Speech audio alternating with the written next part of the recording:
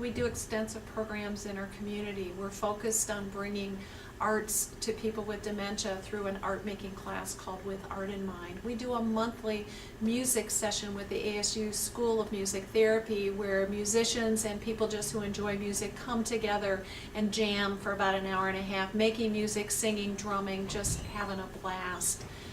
We offer cognitive engagement programs for people with memory loss because we believe that people still have meaning, their brains still work in certain ways, and we create supportive and enjoyable mechanisms for people with early memory loss to come together in a class-like setting and still continue to enjoy and even learn at times. So as you can see, we're doing just a host of very unique programs supporting both people living with memory loss and their families. So let me give you a couple situations of ladies we've had come into the group who, when they started, whether they were painting with watercolors or whether they were using pencils or crayons at that point, their artwork was one-dimensional, very simplistic, much like you would probably see from a grade school child. And over time, as they have worked with the volunteers who participate in this program, we've seen their art get richer, more depth, more three-dimensional, more use of colors.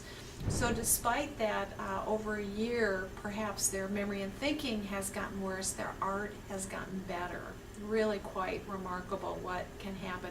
We had one gentleman who is a former, he's now deceased, was a former artist and participated in this program in his wheelchair until about 3 months prior to his death. And despite his cognitive impairment, his artwork was simply unremarkable, and his attention at a time when most people could not tune in for 90 minutes, he did, and found tremendous pleasure.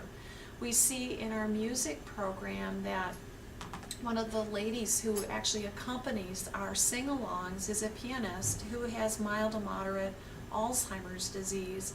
And while she has trouble in the day-to-day, when we put her behind the piano, and even if she doesn't have the music in front of her, she'll say to the music therapist, "What key are we in?" and she will play by ear.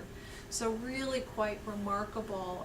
And while people have difficulties sometimes even with memory loss, they'll remember lyrics from favorite songs. So while they might not find a word, boy, they won't miss a word in a favorite song that is well known and well rehearsed. So really remarkable how it just allows the person to come through.